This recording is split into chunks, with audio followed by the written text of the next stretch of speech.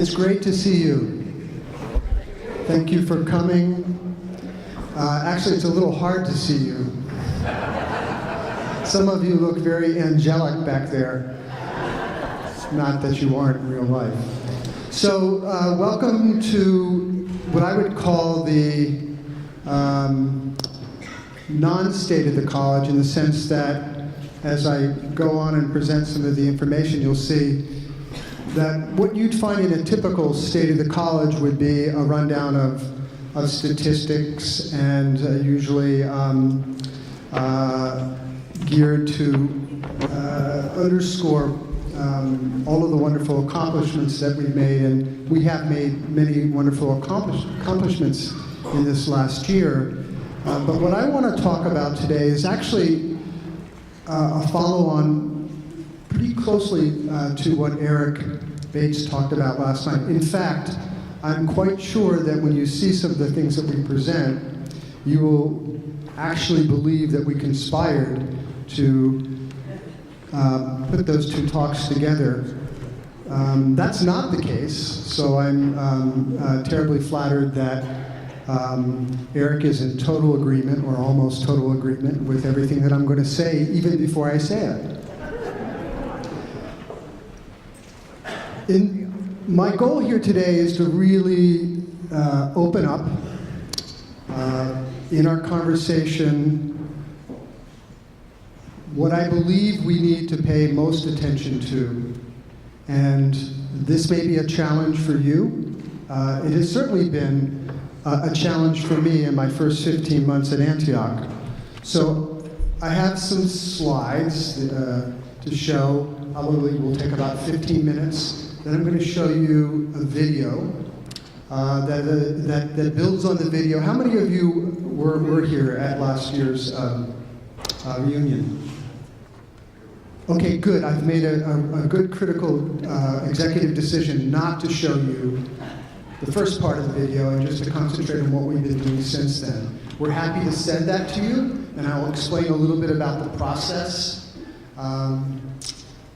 And so the video I will show actually takes us up, picks up where the other one left off in the work that we've done over the year.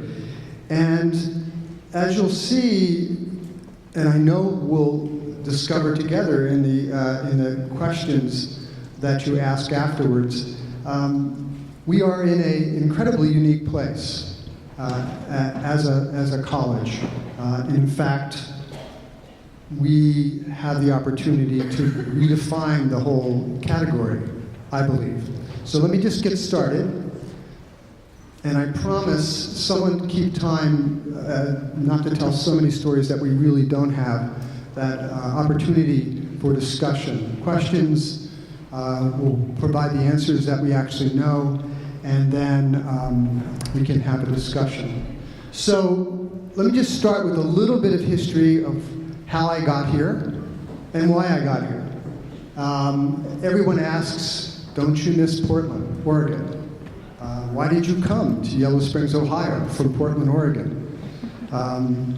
And so this is a little bit of the story in the beginning of why I gave up the life of food trucks and everyday rain to come to work for the man, as you'd like to say.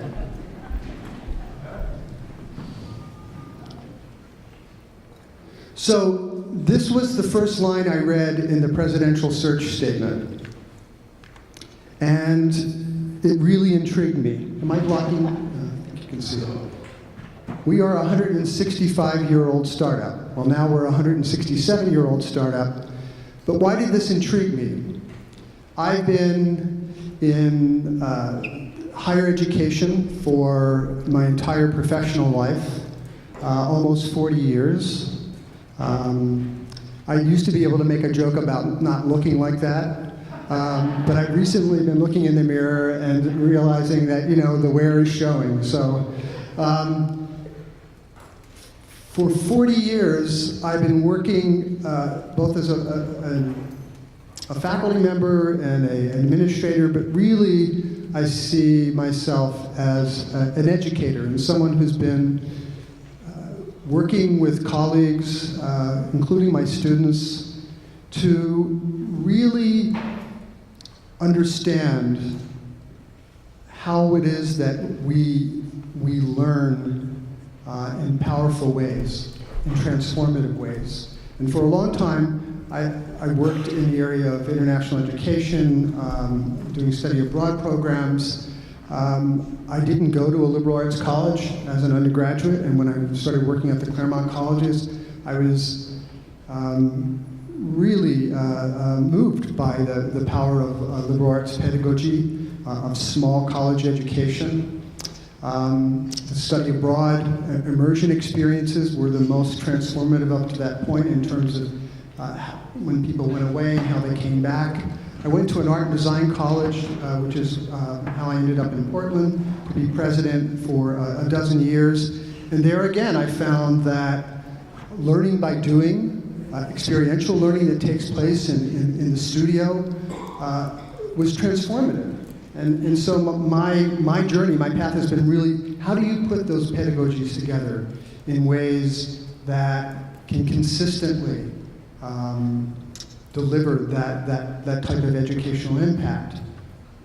Well, coming to Antioch was an opportunity not only to learn more about that, especially through the commitment here of experiential education and co-op, but also this idea of being a startup. So you could look at this as a kind of marketing line, and to some extent it was. But you can also understand the opportunity that resides on the last two words of that statement: startup. The opportunity to go back and actually innovate from the beginning. So there is an historical Antioch. We all know that. You're here because of that. And it's a pretty impressive place historically. These two gentlemen are only part of the story. And they're innovators. And this has been an innovative place, a place where educational experimentation is pushed. And sometimes it pushes back, right? And the school, it's experimentation, so it's not always going to work. It doesn't work maybe 9 out of 10 times. And you can get out over your skis. Last year at Reunion, there was a group of theater folks, and they put a play on, and they asked me if I would actually read some of the lines in the play. It was a total setup. I didn't realize it. And I was looking at the lines. Just a couple hours before, I was playing the part of Horace Mann. And my whole part was to sit in a chair on the stage and go, oh my God, we don't have any money. And it didn't dawn on me that I was being typecast.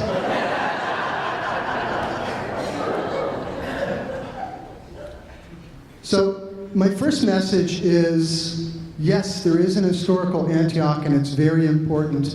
And any work in innovation always needs to reach back and pull the things that are good and that have been forgotten or that are still working and incorporate them into what goes forward.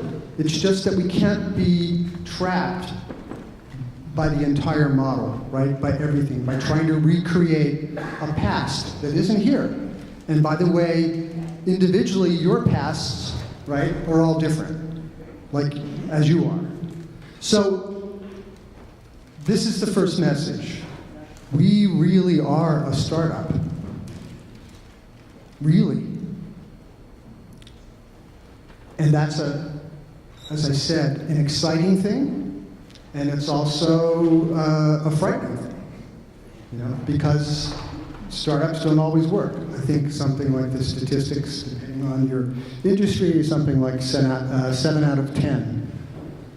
But we're in better position than maybe a restaurant.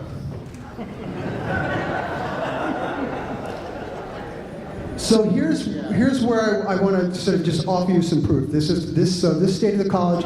I'm not going to be putting lots of pie charts. I have 3, and one of them is the same. This is the proof that we're a startup. So, and you may not, I'll read this. So, Antioch Now, this is meant to be, this is our revenue pie chart. And the blue line that says 11.25% are the funds that we get from tuition and fees. The yellow line there is investment income from our small endowment. 13% is coming from other revenue, and 3%, a little bit more, is sort of auxiliary. The big orange part? That's right, that's you. That's contribution. And I can tell you from working at colleges and universities for 40 years, no one has this. Not Harvard, you know, or Yale. This is a startup, right? And we could even make it more dramatic, but we didn't want to shock you too much. So here's another look, the same chart on the top. And this is a comparison, right? And this isn't even the most dramatic comparison that we could make. So we are exactly reversed from what an ongoing concern would be in terms of revenue. And many colleges, and I think probably most of them actually, are more tuition and fee dependent than even the 65%. But we chose a group of schools that are roughly the same in terms of size to Antioch, the startup. So we're not trying, by the way, in case this question comes up, we don't want to reverse this. We don't want you to stop giving money or to give less once we start actually earning more income. And we also want to recognize that this is a problem in American higher education, especially since this earned revenue, a lot of it is debt. Not the debt of the school, but the debt of the people that are borrowing money to get a college education, right? Well, criminal, somebody said. I think we could have a really intense conversation about how ethical this is. But that's not why you're here today. Remember, I'm trying to get you to the end where you're going to keep giving money. So message number 2 through 100. I'm summarizing here. Thank you.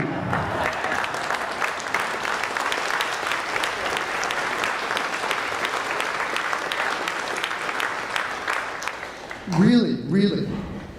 Our students thank you, our faculty, our staff, other alumni, and the people that are out there that know what we're doing, and there are a lot of people at leading other colleges and universities that look very closely at what's happening with Antioch. They thank you as well. This is an unprecedented effort. If you have a story that actually competes with the story of a 150 plus year college that was closed by one of its children, and then had to buy its freedom, you have to look to Shakespeare to find this stuff, right? So what you have done as alumni of this institution has been absolutely heroic. It's an amazing story. And as someone said, it's a love story. And we feel the love right back. Okay, so back to a startup. Really a startup. What are the requirements of a startup? We've been talking about one of the main requirements right off the top, which is what? Yeah. So you need funds, right? You are our angel investors. Okay. And we want to keep you and we want to reward you. with the success of this.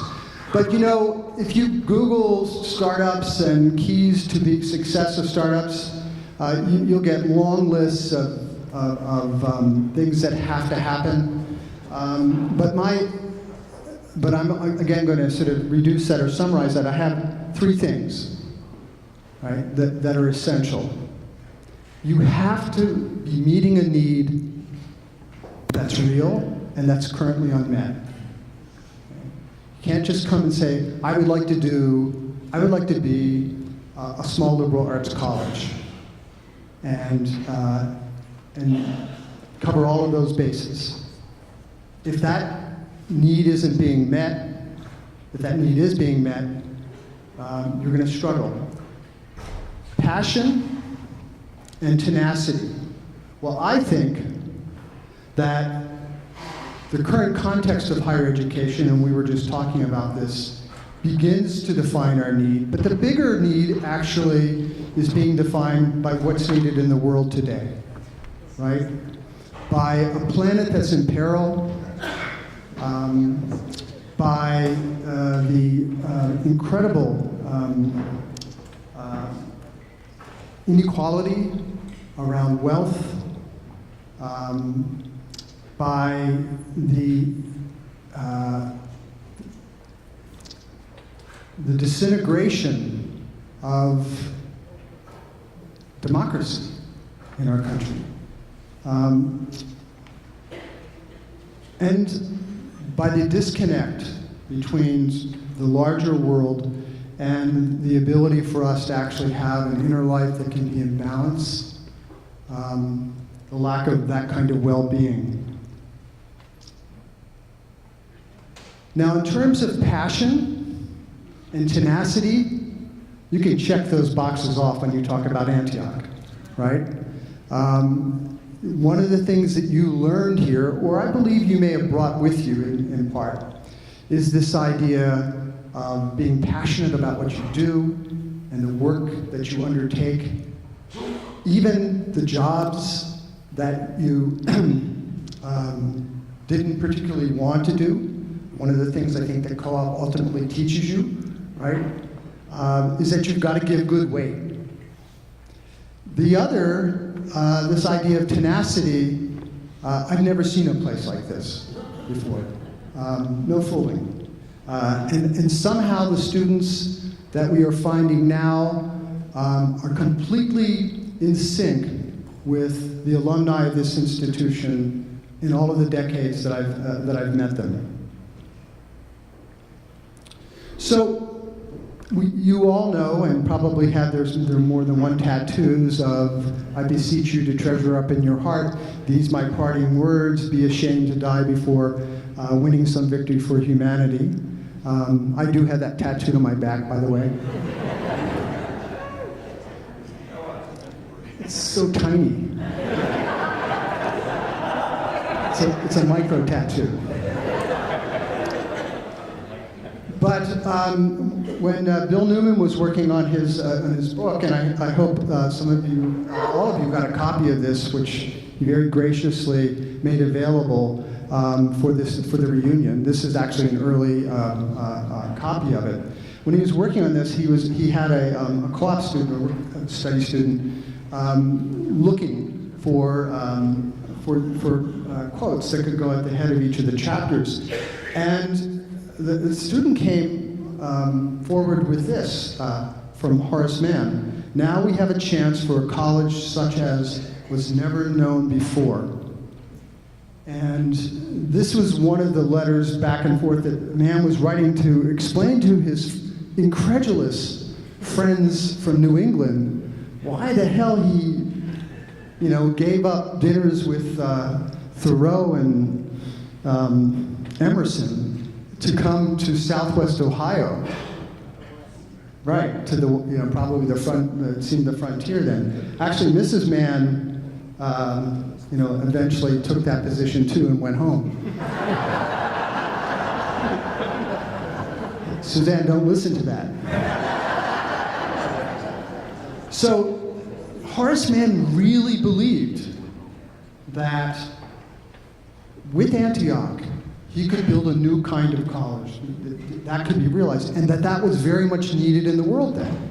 And the kind of college that he wanted to build, was, as you know, was one that would be free of the prejudices of that time, and that would actually loosen or step away from sectarian religious prescriptions, that would treat women on par with men. Our first transfer students came from, what's that called, a school called? Oh, Oberlin. And they came, they were a brother and sister, you know this stuff, and they came because at Oberlin, while Oberlin admitted women, women weren't able to actually publicly read their work or present it.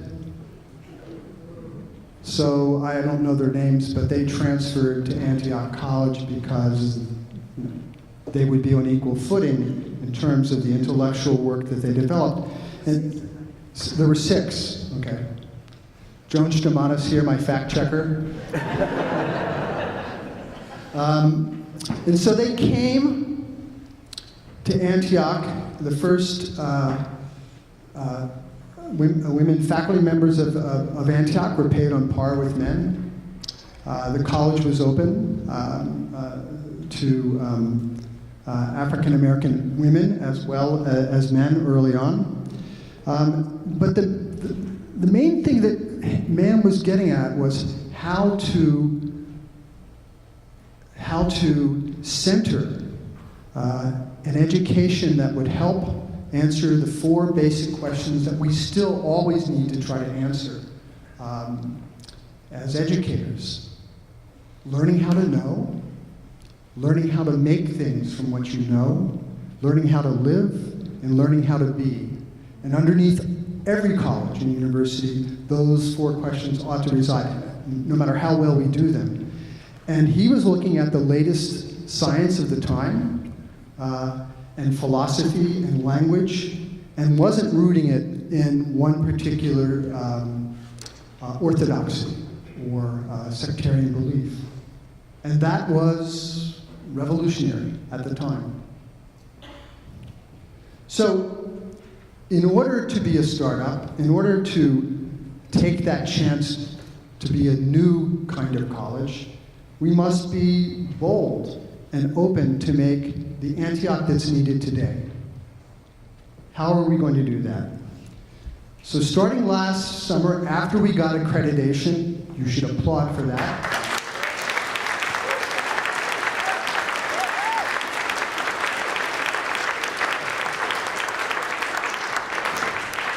And if I didn't say thank you, thank you. We started to work on both a process and the actual work of innovation that could lead us to that new model. And we called it FACT, because everything at Antioch College has to have an acronym. You might as well have a good one, which stands for Framework for Antioch College's Transition, and the idea of transition from the model that we inhabited for accreditation to a model of something that would be financially sustainable and educationally transformational. So we started this process with, and I'm not going to go into this, some of you participated through the alumni board last year, and it's been a year-long process. And with groups, we've opened up to faculty, students, and staff, and alumni, and we looked in particular to integrate the resources that we have now into that transformational process. And by those resources, we often talk about curricular assets or curricular resources. Why so? The Glen Helen, the new Wellness Center, the Antioch Review, our farm. All of these things are resources, are creative resources like the Herndon Gallery and our arts program that we have, that have been developed over the years by many of you, but they are not centrally positioned in the college as platforms for curriculum. So that's what we were doing. Now what I want to show you now is the work that we've done since we launched that project, and then we can talk about where that leads us. And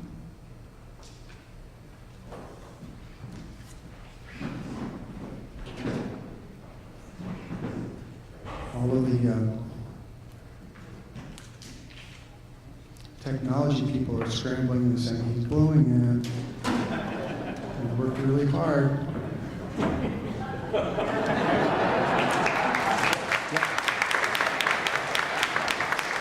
Good visions point you to a horizon line in the future, and Antioch at 175 will celebrate our 175th anniversary.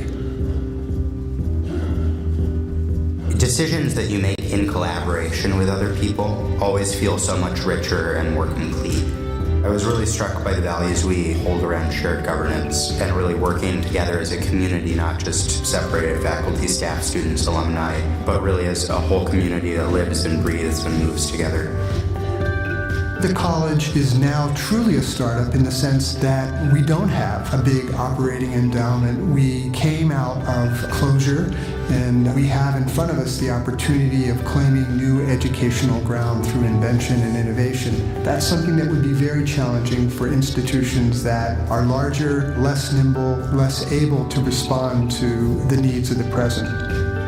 Reviving the college has to be more than an exercise in nostalgia.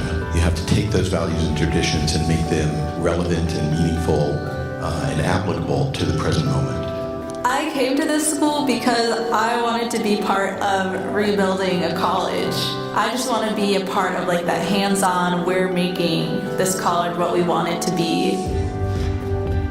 I knew that there was going to be a moment of redirection after accreditation, and this seems like a great opportunity to align the places that we've been growing organically with what we say we're doing on paper. As we've worked through the FACT process, the Framework for Antioch College's transition, I've been really bowled over by how innovative and fresh the thinking is at this place, and that the energy, the willingness of faculty and staff and students and our alumni to bring themselves and their ideas to the table and to work to build something that's truly transformational and different. That's special. And Antioch has had that in its DNA, I think, for many years. Antioch 175 is what we are calling a vision for a new kind of American college. It's built on three principles. We need to be a laboratory college, which is a place where students learn by doing. We use project-based and problem-based learning to drive the education based on working to create new and better ways of living and learning in the world, sustainably and democratically. The second feature of this new American college is that we're a collaborative college. We're pulling down the traditional boundaries that isolate us from our communities and from our world, and we're creating alliances and partnerships and hybrid enterprises that will allow us to bring new resources into conducting our education and make it more affordable for students. The third element goes back to Arthur Morgan, and it is using the idea of small communities as building blocks for democracy. So our entire college becomes a D-Lab, a democracy lab, where our students practice deliberation, dialogue, and problem solving together. It's an opportune time for students who want to have hands-on, practical experience. Their passion isn't necessarily in the classroom in a traditional sense. They are excited about their co-ops, experiential learning. Many of our students come here because they want to be advocates for something. They want to be the change they see in the world. The places our curriculum is going under this new vision really empowers us to do that, and that's very exciting to me.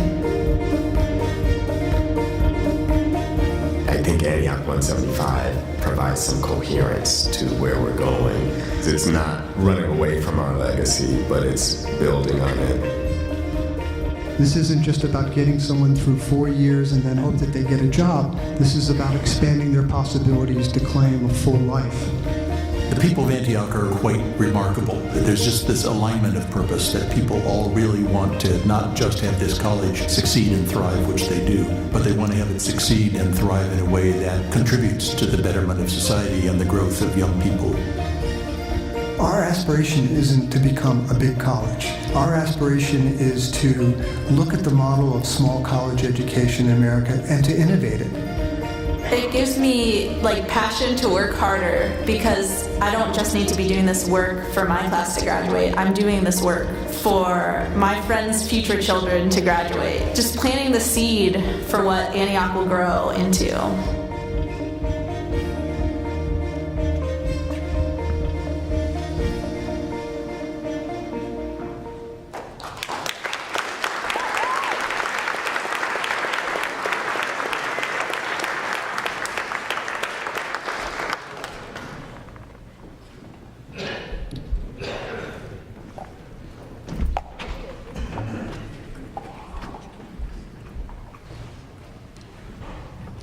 Okay, well, yeah, thank you.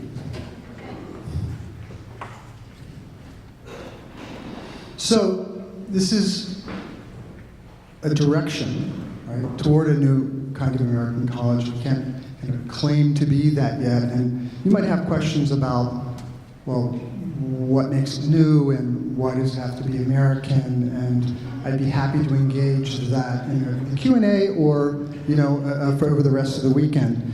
Now, I wanted just to quickly take you through what this looks like, very conceptually, based on the work that we've done since last summer.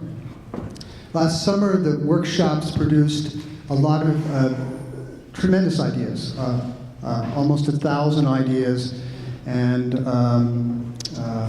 100 projects that we examined going forward and then funded some. And all of them, all of the projects that moved forward actually had some very interesting results, and some of them were visible just very recently.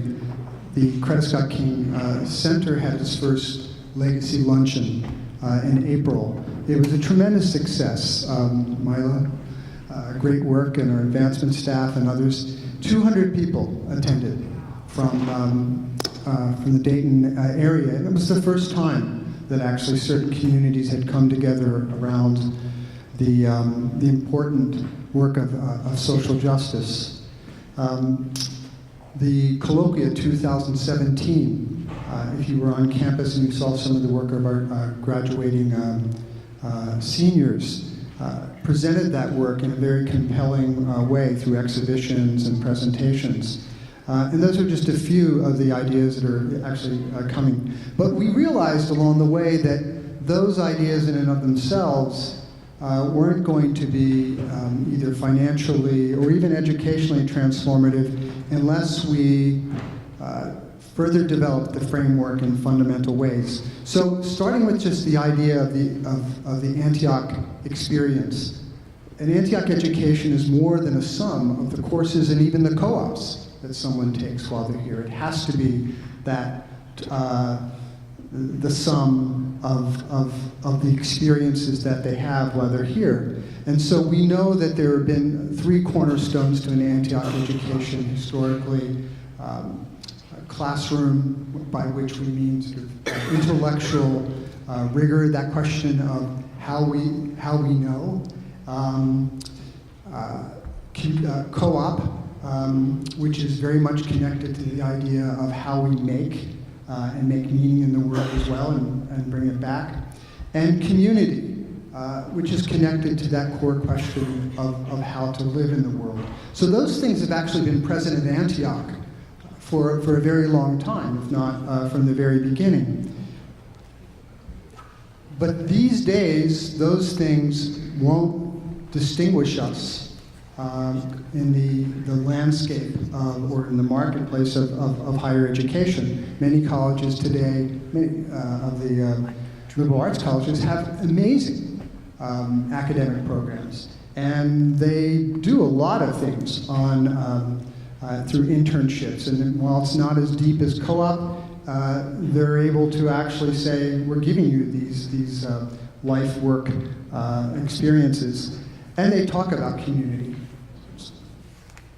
So I mentioned earlier in the FACT process, we looked at integrating our cultural and curricular assets We worked on that. But one of the things that we found out is that those, in and of themselves, unless the curriculum occupies them, aren't going to be generative of that new model. So here's where we are. The faculty, this does not represent the curriculum. This represents, if you think of the entire Antioch experience as a sort of three-dimensional, as a sphere, and you rotate it.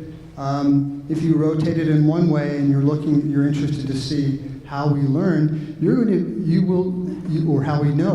will see how our curriculum is coming together and how the faculty are continuing to evolve it. And it is still a curriculum based on disciplines. But as it fills the entire sphere, it also allows us to talk about an experience of practice.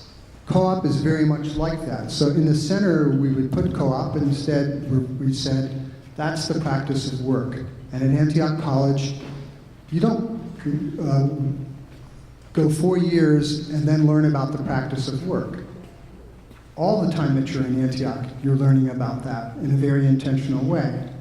And there are these other values as well. And I'm going to start with deliberative democracy. You heard about that in the video, and deliberative democracy and justice. These are very important historically at Antioch. But no one is born knowing how to participate in a democracy, or how to further that democracy. Where do we practice that? And do we wait until we graduate young citizens to let them go out and spend 10 or 20 or 30 years trying to figure out how that practice is conducted? Or do we make our college a laboratory for that runs from the beginning of the time that they're here through the end, and maybe even beyond that, so that we're practicing the art of deliberation, how to frame difficult issues, how to solve problems together. And to do that with an eye towards, as Martin Luther King said, the arc of justice. Sustainability and resilience. You don't even need to make a case for this now, so I'm not going to make a case really for that. But if we're not making this a practice in our everyday lives and allowing our students to become proficient and develop skills and tools to do this, we have very little hope as a planet. I mean, it can't just happen in Antioch, but Antioch needs to lead this. The practice of story and creativity, you may say, well, I don't quite get that, but storytelling is something that we've done here for many years, and we have to be able to tell the story of what it is that we're doing, of the world as it is now, and the world that we imagine. And so using the great resources that the college has around creativity, the media arts, the resources of WISO, we can help our students learn how to make in the world creatively, and how to tell their story and tell the stories of others. And finally, well-being. And this isn't something that I think that, as far as I can tell, either the old Antioch or even the present Antioch has done very well. But it's one of the real lacunas in the world as far as I'm concerned. I have noticed over 15 months how stressful it is to be here, and it's not just because we're a startup. You know, we put that pressure on ourselves. And there needs to be, in these interlocking circles of activity, a way to relate our inner lives with our outer lives, to find that balance. And so we're committed to doing that through this practice of well-being. And you can think about mindfulness, and you can think about the other kinds of physical exercise and things that entails. And you can think about what we eat, what we put in our bodies. So that's the strategic framework. And we're working on reorganizing actually everything at the college so that there's that consistency, including trying to remember what it looks like to be a truly small college in terms of how we get the work done. I'm going to not go there. I think I'll save that in case somebody has a question about. So our big challenge, I'm going to mention three things and then take questions. Our big challenges still are financial, but they're also moving from a college that was pretty much free to finding a way to bring some other sources of revenue, including some earned revenue. We don't want to go to the place that we're 70 or 80% dependent on tuition and fees, but we do need to get more balance. We need also to create the capacity, the infrastructure, which we haven't developed, to do that kind of outreach to recruit students. And foremost, and we're working on this now, we have to be very clear about the answer to three questions. What need are we fulfilling in the world, right? And specifically in terms of the students that we want to attract, what problems are we solving for them? You know, what concerns that they have about going to college are we going to address?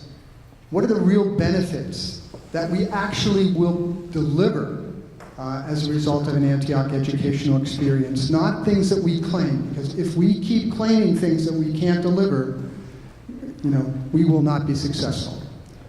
And then finally, how does the combination of those first two things actually set us apart in terms of unmet needs among the other places that students have a choice to go? That's, in some parlance, called a value proposition.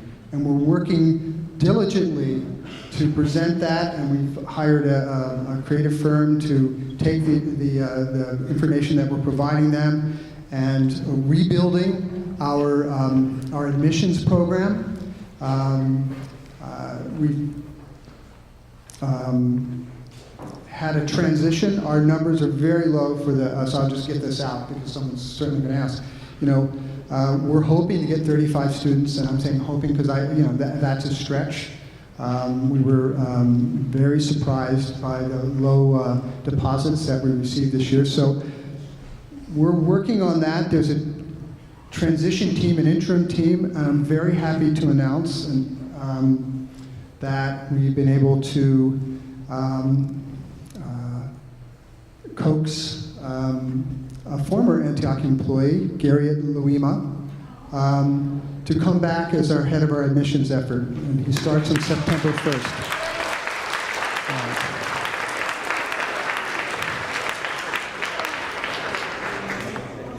So we're on that. We need your help. You're going to hear later today in some presentations from Hannah Spearson, who's bravely leading our interim admissions work about art, the alumni recruitment team, and that's already underway. But if every person in this room, every person that attended, someone gave me this idea last night, or the idea, the 350 plus people who have come to this reunion, and isn't that amazing, by the way?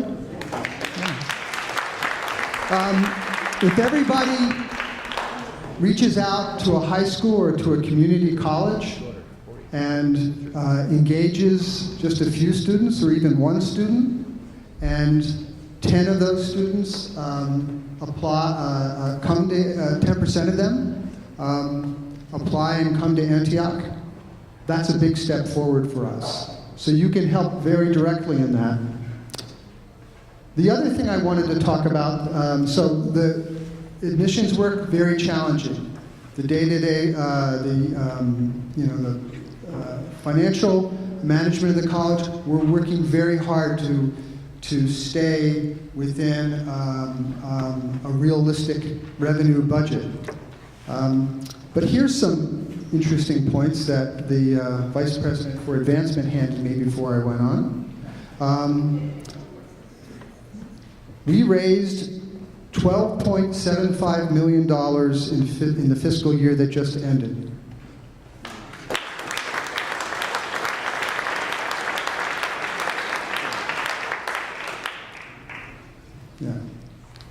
I know it's true because I was a little involved.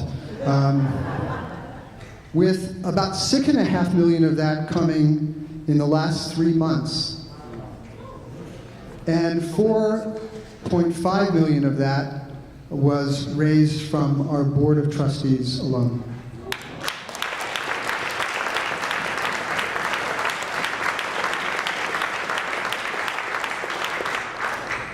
We had a 14% increase in the annual fund over the previous year, and we had a 6% increase in donor participation. We had over 3,000 donors over this last year.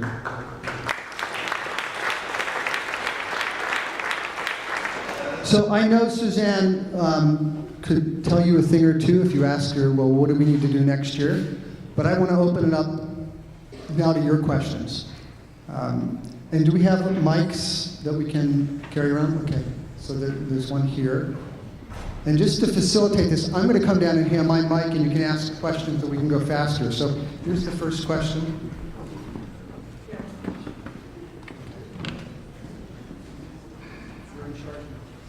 Woohoo! Dee Dee O'Lee, the class of 67. Whenever an entity faces a deep challenge, they have to come up with a cover story. Right now, I know that we are losing students because they're afraid we're going to close. It's a big issue. The students we have here now thinking about leaving because we're going to close. Do we have a cover story, or do we still need to develop one that's a good response to that, so that we can say, no, we're not going to close, you know, or what is our cover story? That's my question. No, we're not going to close. And not to belabor it, but actually I had a slide here, and the first message was, we are not closing. But I took it out because I figured you wouldn't ever allow us to sort of imagine that anyway. But you're right, students and faculty, this is hard. As someone was saying, and that's part of why we need to be tenacious about it. We need to work, so our goal, here's the flag, here's the rallying point, for us right now. We need to retain the students that we have, and we need to recruit 75 students for the fall class of 2018. That's what I'm focusing everyone on. But what's the cover story? What does he say to people? I mean, can we say we have a commitment, to grow and pick out a date or something? I just did. 2018, 75 students. No, what I mean is, we will not close before 2024, no matter what. Something like that, that will encourage students not to leave here because they know we're going to stay open, even if we don't get 75 students. I don't know how you can be any plainer than saying we are not going to close. But this is what we have to recognize here. We are not like another college. We are not a college in the sense that we can say, we had 200 fee-paying students last year, and our trouble is that we lost 10% of those. I sit around the table with college presidents all the time, and before the meetings start, they talk about the football programs and what a pain in the ass it is, and then they go around and they're talking, and I don't need to make light of the fact that this is a very challenged environment for all colleges and universities. But what I really want to say is, you guys are a bunch of whiners, and you guys, and I'm using that in a non-gender specific way, because the real challenge now is to stand up, get up every day, like our students who have come here. You heard some of the students there, and the faculty, and make something that's actually going to answer the problems that we're facing in the world. So what I have to say is the truth. And the truth is, we can't simply say everything is going to be, we'll have 1,000 students by, in 5 years. We can aim towards that, but we need students and faculty and all of you to help us build it, right? So I think truth is our cover story, right? Facts are our cover story. So look, and this is not a place that's for everybody. This is hard, and we're going to lose people along the way. We do everything that we can to keep them. So, we have the other mic too. Pete Krillman, class of 1967. This is my 50th. I'm delighted to be here. The scholarships that were given over 3 or so years to the new incoming students, did those scholarship funds come out of the endowment? And what is the status of the endowment? So most of those, no. The actual scholarships, some of them actually are funded, but most of them came out of general operations, out of the contributions that we raised, and they were unfunded scholarships in that sense. We created the Horace Mann Scholarship, so it was a full tuition scholarship for the 4 years that students attended, and we did that for 4 years, extended it for a 5th year, and even the 6th and 7th years. Those are we're giving a lot of scholarship in the educational finance. It's called discount, right? And it's a really difficult system to be in, and but I won't go into that. So your second question was about endowment, right? So the college has a $44 million endowment. As I said last year, it used much of that to buy back either itself from Antioch University, or it's securing the loans that we took to actually buy it back, and another very significant part to rebuild the campus, right? So the bottom line, well, I mean, we have a very small, around $11 million of endowment that wasn't borrowed against for those purposes, and there's a payback plan and schedule. But as I said, everything went into getting accreditation and getting the campus back looking like this. Yeah. Where's the other microphone? Okay. It would help to actually, because I know a lot of you have questions. Can someone take pay attention and take a stack? Make us, what is it called? An order of people that speak, because I'm not seeing people behind me. Hello. My name is Bill Schroeder. I'm from Springfield, Ohio. But I came to Antioch in '66 and graduated in '71. There were about 70 of us who graduated at that time. We was in a meeting last night with some minority students, and they were kind of feeling underrepresented or safety concerns and stuff of that nature. They're planning to meet again today. But to me, that's a whole community issue.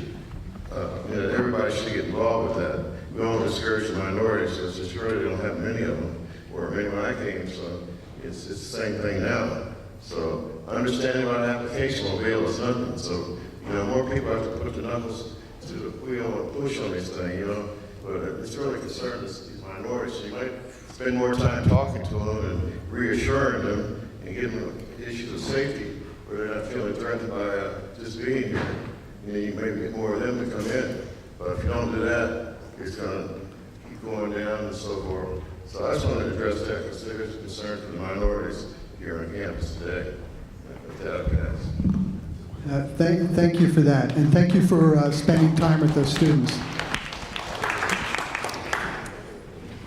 We are I am very aware. My very first day of work,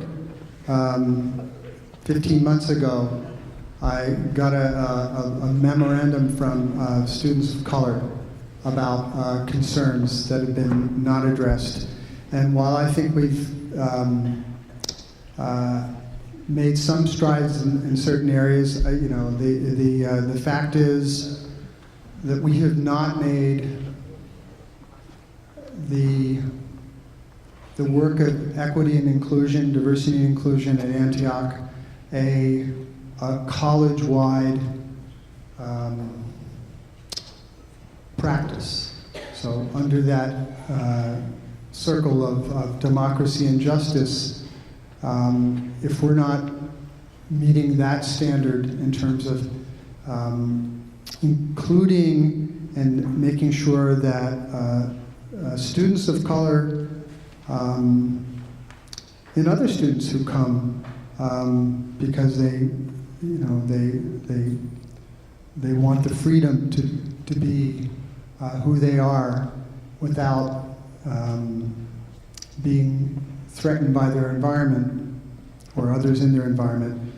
If we don't stand up to that standard, then we're not living our principles and our value. Now, there are a number of initiatives. I would encourage you. Where did Mila go? Did she leave?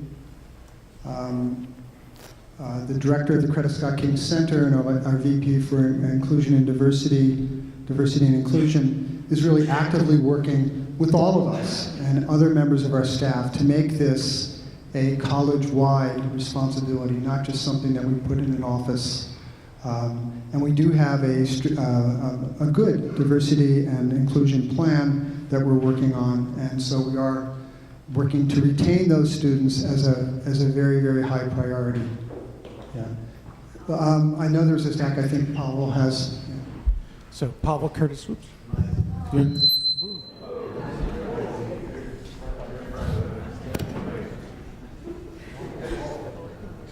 Pavel Curtis, class of '81. I would like to get back to the principles that you talked about for what is required of a startup. Speaking as somebody who's done that in the business world, you had as two of your three pillars, passion and tenacity. Where I come from, that's just the price of admission. The two things that you were missing from your list were hammered into us again and again and again, our focus and partners. By focus, I mean the ability to know when you're going to say no. You have to have such a laser focus that when more than half of the great opportunities come your way, you say, sorry, that's not what we're doing. Right? And you have to be able to have everybody on the team know how to evaluate your principles against those opportunities and say, nope, that one doesn't fit, that one does. If you don't say no a lot, you will spend your energy in too many directions and you don't have a lot of energy to spare. The second thing is, implied by that, is you can't do a complete product, as we think of it in the startup world, in the business world. You can't solve a customer's complete problem because you're focused on a piece of it. That means you need partners who come in and complete your offering. That's the way that you can actually make all of your wood go behind the point of one arrow, and yet you've got a whole quiver full that solves the complete problem for your customer.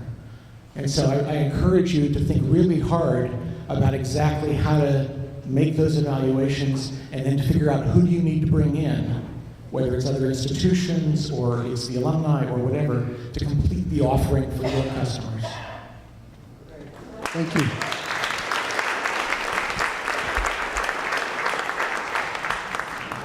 I have no response to that except I wrote it down. Someone keeping, okay.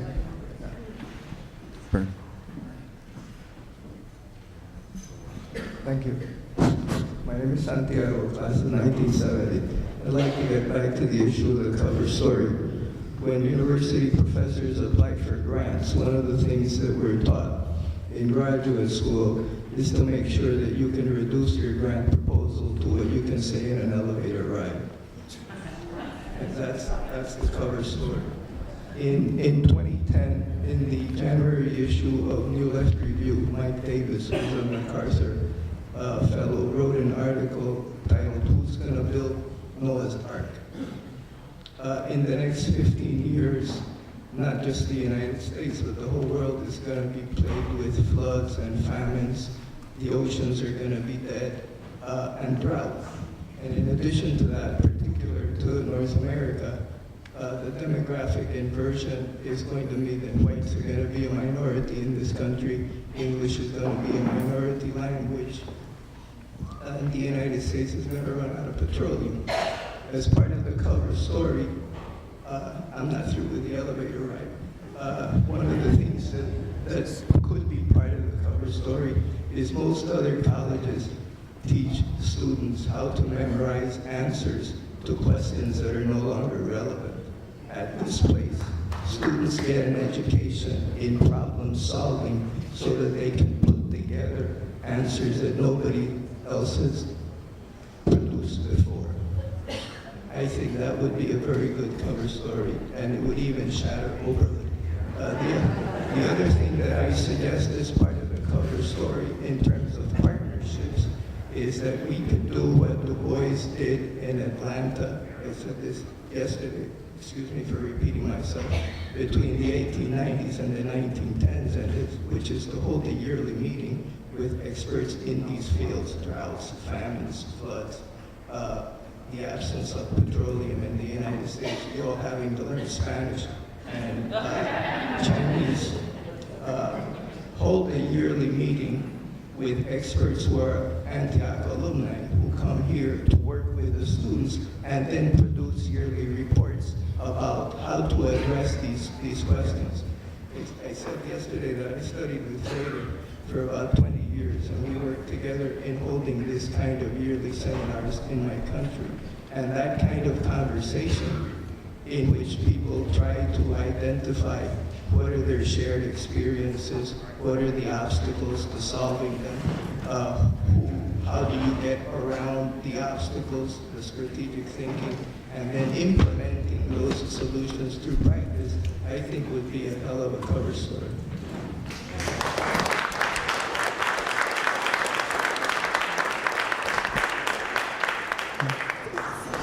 Thank you. So when you look at these areas, they're meant to be areas of focus. This is actually meant to focus us, not on trying to be all things to everyone, but trying to get focus around these areas of application in the world, and they are really, I think, responding to the some of the issues that you raised. They also offer the opportunity for us to invite you and other alumni and others in the world to actually come and help us convene and bring more knowledge and more practice and experience. Yeah. Bernie Geyer, class of 65. I like the way you framed this, the strategic framework. I was very compelled by what you showed us today, and I want to follow up on focus and partners. So my focus has been science. I came here to learn science, and I pursued a career in medicine and science successfully and into retirement. And I think the idea of work, when I think about that, I take the point of view of the parents who are sending their kids here to college. And I want them not only to learn work, none of my kids came to Antioch, unfortunately. It was probably a bad time for them to have been here, but anyway. I think many parents want their children to be on the path to a career, not just to learn to wake up in the morning and go to work. So the notion of what those careers are ought to be built into everything that we're doing, and it may take the kind of focus that was mentioned before. And I want to give one little piece of history that I've just become aware of myself. I always wondered why a place like Antioch, a small liberal arts college, had such a fantastic record of producing people who became doctors and scientists. And it didn't happen by accident. I've recently become aware that Henry Federici, who was here in the 40s and 50s, and some of you know, built these partnerships with Harvard Medical School, Rochester Medical School, Case Reserve, and said, and I just was up at Antioch and I looked in his file, and he's got there's a box there that shows all the relationships that he built over a 20-year period of being the head of biology.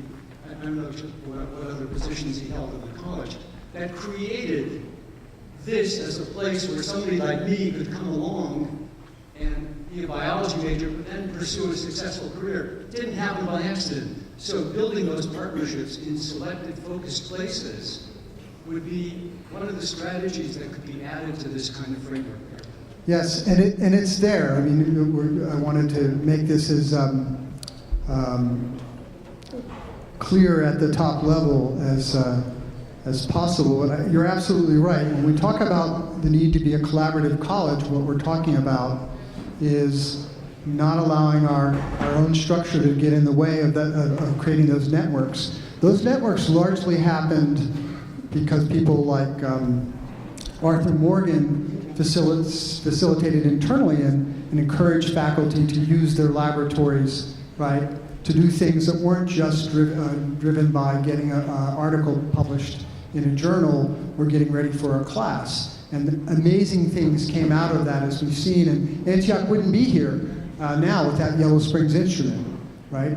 A company that was built up and by a number of alums and faculty members, and eventually sold for $300 million. And about 10% of that actually came back to the college, and that's what's allowed us to do a lot of the work that you see around campus. So I wanted just to say, too, that this idea of focus around a cover story, as I was starting to hear a little bit different in terms of what to tell students than sort of what it is that we represent, is work that we're doing now. I call it around a value statement or a value proposition. And the way we're doing that is to be able to answer some pretty basic questions. What student and family problems are we actually solving in the world? What are the benefits that we're going to be able to deliver? What are some of the basic concerns that they have? And then finally, I'm not even sure if I'm reading this right. What are the benefits that they're going to have when they come to Antioch? So all of these things are adding up to that cover story, if that's what we're talking about, that very succinct value proposition. And that includes the partnerships that we're going to need to have to extend. I'm getting a motion in the back, I think, in terms of sign language that I'm used to. So one more question. Well, two more questions and then we're done, okay? Right Did here. we have, okay. I'm here all weekend, so right. Okay. You can. Hello. Yeah, I'm sorry.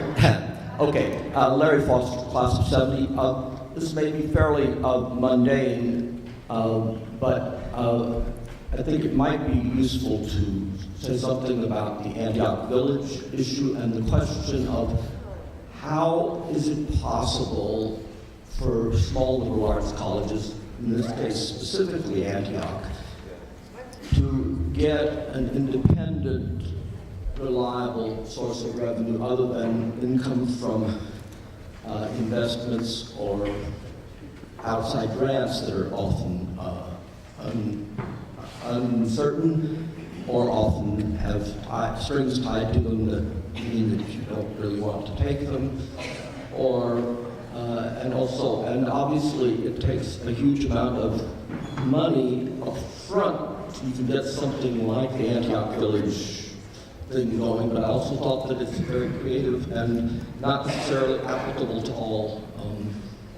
all institutions, but no. Good. So just for those of you who may not know, Antioch College Village is a multi-generational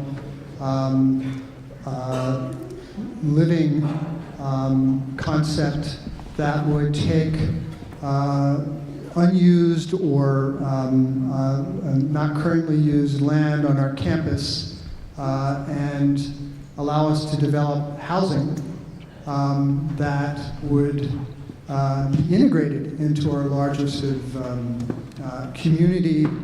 And in that process, we would be able to generate revenue from long-term land leases if we become part developer of some of the units, and the master plan is 300 units. Then we would generate revenue from that, and then there's the possible revenue from other kinds of services that we would make available. So the idea is to use a unperforming asset and to leverage it so that it generates some revenue. And we wouldn't be the first to do this, but our concept is to do this as a living community and to meet that challenge. So these would be, at this moment, housing in a co-housing model, and they would be they would be living buildings. Right, so they're not only not taking power, water from off the grid, they're actually sort of using what we have and maybe even generating. Right now, that project, I have a meeting tomorrow, I think, with some of the people in the community that are interested. We've been, the board has been working through the financial and the legal parts of the project. We do have concept design complete for a series of 34 units that would go up around where West Hall is now. West Hall would stay, but these would be fitted into that area. And we have the first pass from our attorneys of what the legal structure would need to be. And we now need to move that into a place where the project partners are able to raise the initial capital that we would need to build that first project. If you'd like more information about that offline, is Monica Hasek here anywhere? Maybe not. But we can put you in touch. Okay, last question. Hi, I'm Renata Schwabel, class of 53.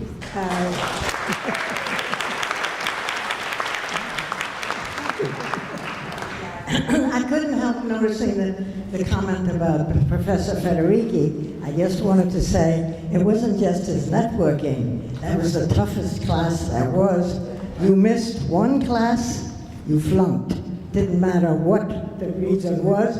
You wanted to get past it, you took the whole class over. It was tough. But in any case, my suggestion would be, since the most important thing right now is getting students, every upper class student who's happy with their experience here and who needs to pay back something for all that they're getting here, let them know that when they're home, they go to their high school, they talk to the advisors, they talk to any student who's interested, they attend college opening night. Recent grads do the same thing for at least 5 years after you graduate. And this was expected of us when we graduated in '53, and we paid full tuition, that you just represent the college and say thank you by trying to get new students. And I think if we had that with every student that goes here, we could really increase the student population. Thank you.